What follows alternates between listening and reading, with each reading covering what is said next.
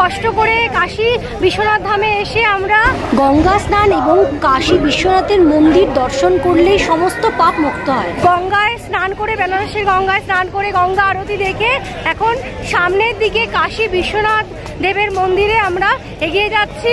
এই যে দেখুন কি সুন্দর। ছোটবেলা থেকেই পড়ছি আমরা দুটি ভাই শিবের গাজন গাই, ঠাকুমা গেছেন গয়া কাশী, ডুগডুগি বাজাই। এই কাশী ধামে কিন্তু প্রত্যেকটা মানুষকেই জীবনে এক না একবার আসতে হয়। বেনারসের ঘাট দেখুন, এত ভিড় চারিদিকে। আমরা এখন বেনারসের ঘাটে রয়েছি, এই ঘাটে আমরা স্নান করব।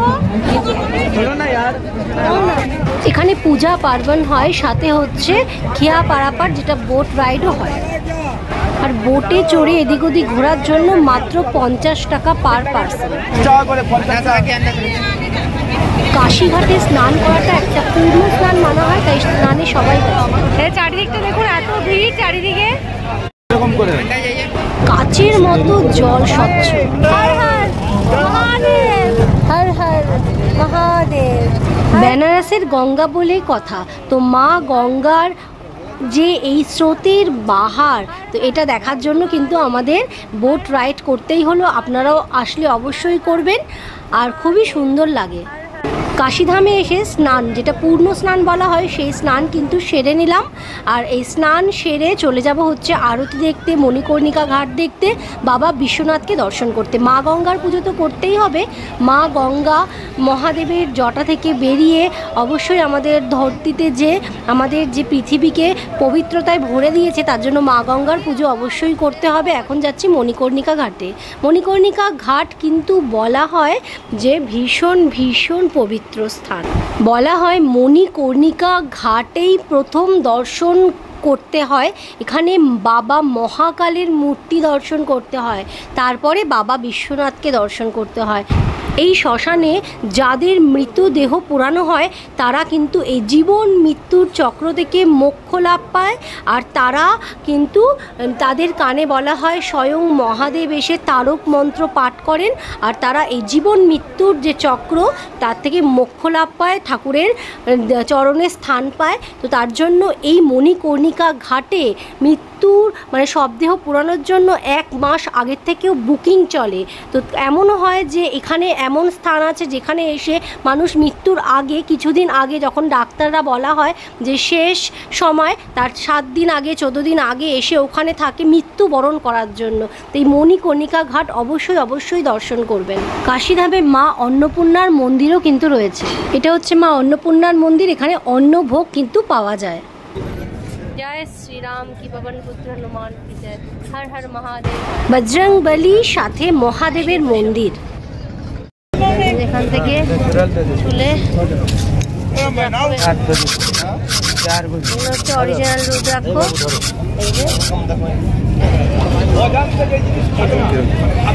इडली डोसा नहीं है? नहीं नहीं डोसा नहीं है मैम। पुलिस लोग भगा देंगे, चूल्हा जलाएंगे। खाচ্ছে ও খা বাবা খা, খানো খাচ্ছে, খাওয়া দাওয়া খাচ্ছে। প্রত্যেক দিন বেনারসে গঙ্গা আরতি হয়, তবু এত মানুষের ভিড় প্রত্যেক দিনই হয় এই গঙ্গা আরতির দর্শন করার, মানে লাইভ দেখার জন্য।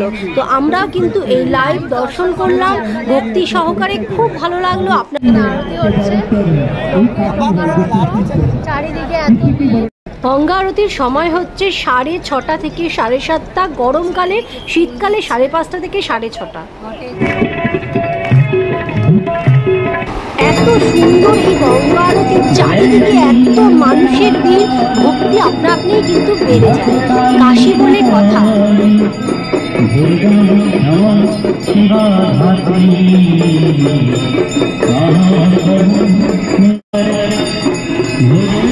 এত মানুষ, জায়গা নেই তো গঙ্গার উপরে বোট ভাড়া করে দর্শন করছে বেনারসের গঙ্গা আরতির। এখানে ডোনেশন দেওয়ারও ব্যবস্থা আছে, আপনাকে পুরো সার্টিফিকেটের মতো দিয়ে দেবে। 100, 500, 1000, 2000 যা ইচ্ছা ডোনেশন করতে পারেন মা গঙ্গার আরতি উপলক্ষে।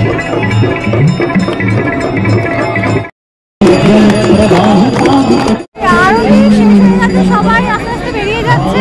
আমরা এবার আস্তে আস্তে মহাদেবের দর্শনের দিকে, মানে মন্দিরের দিকে যাবো।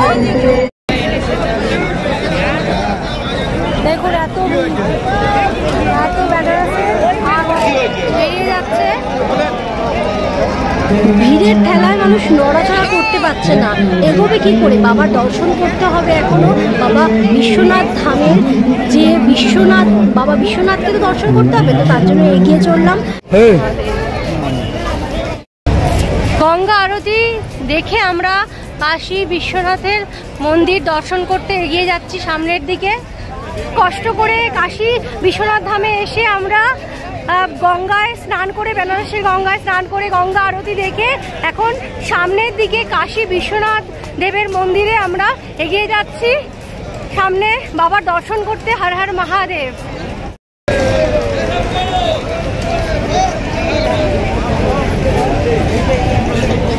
সবাই যাচ্ছে, লাখ লাখ লোক সামনের দিকে, হাজার হাজার। মন্দির জানে কামার এরকম ভাবে। হ্যাঁ ঠিক আছে ঠিক আছে, শুনেছি, আমি যাচ্ছি না, ভেতরে নেব না। এই যে দেখুন কি সুন্দর, এদিক এদিক এদিক এদিক করতে করতে, জিগজ্যাগ জিগজ্যাগ করতে করতে আমরা পৌঁছে গেছি মন্দিরের একদম দরবারে। সামনেই মন্দির, বাবার দর্শন করে এই তীর্থযাত্রা আমরা সম্পূর্ণ করব। বাবার মন্দিরে চলে এসেছি, এখন সামনের দিকে এগো। মন্দিরের দরবারে আমরা উঠছি। হ্যাঁ এই যে দেখুন কি সুন্দর।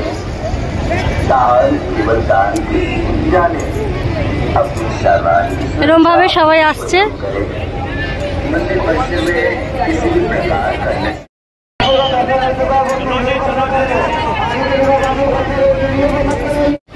মন্দিরের একদম সামনে আমরা চলে এসেছি, আবার দর্শন করব। হ্যাঁ দাঁড়ান,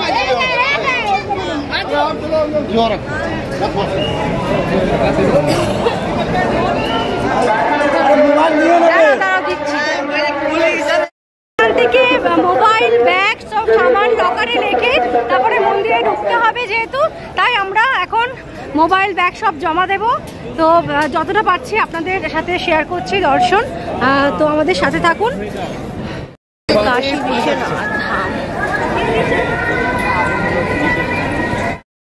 কি হয়েছে? কাশী বিশ্বনাথ ধামের এই মন্দিরই হচ্ছে সব থেকে ঐতিহ্যপূর্ণ, আর এই মন্দির হচ্ছে বাবা বিশ্বনাথের। এই বাবা বিশ্বনাথ মানেই হচ্ছে মহাদেব। বলা হয় ব্রহ্মাজি কা এক শীষ কাটকে সদাশিব পাপ মুক্ত হনে জানে কাহা কাহা ভটকে, আর চলে এসেছিল কাশীতে। এই কাশীতে এসেই কিন্তু এই শীষ কাটার যে পাপ মুক্ত হয়েছিল গঙ্গায় স্নান করে, আর এত ভালো লেগেছিল এই নগরী কাশীধাম। তো বিশ্বনাথ এখানেই থেকে গেছে, আর এইটা হচ্ছে বিশ্বনাথের খুবই প্রিয় জায়গা। বলা হয় কাশী যেরকম বাবার কৈলাস, সেরকমই বাবার কাশী, তাই কৈলাস আর কাশী একই কে দিয়ে কিন্তু উৎপন্ন। মহাদেবের দর্শন করে আমরা এই যে বাইরের রাস্তা দিয়ে বেরিয়ে যাচ্ছি, সবাই দর্শন করেই বেরোচ্ছে। খুব ভালো লাগলো, বিশাল বড় মন্দির, আর পুরো মন্দিরটা, মাঝখানের মন্দিরটা হচ্ছে সোনার, আর মহাদেবের বেনারসের কাশী বিশ্বনাথের মন্দিরের যে উপরে ত্রিশূলে যে চন্দ্র রয়েছে সেটা অবশ্যই দর্শন করবেন, আর এই রাবড়ি কিন্তু অবশ্যই খাবেন। স্বর্ণ এন্টারটেইনমেন্ট।